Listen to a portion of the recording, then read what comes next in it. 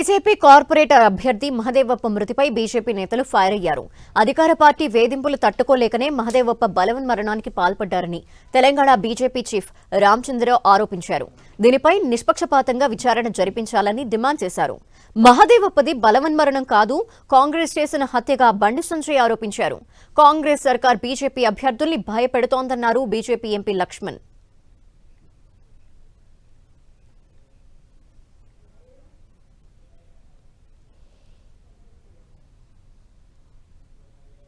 తట్టుకోలేక వేధింపులకు తట్టుకోలేక ఇవాళ ఆయన ఆత్మహత్య చేసుకోవడం జరిగింది.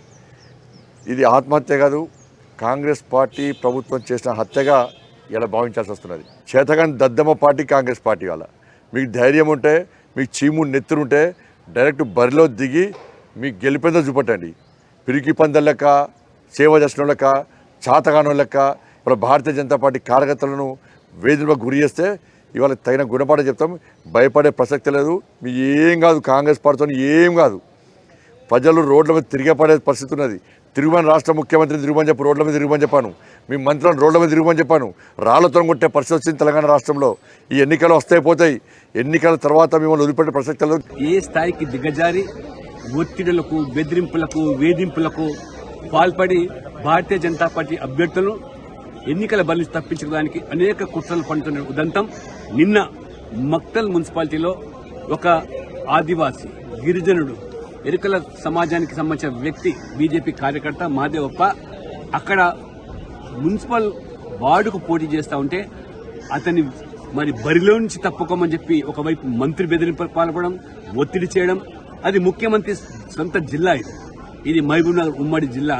మహబూబ్నగర్ జిల్లాలో ఈ పరిస్థితి ఉందంటే మీరు ఊహించుకోవచ్చు తెలంగాణ రాష్ట్రంలో ఏ రకంగా ఎన్నికలు జరుగుతూ ఉన్నాయి.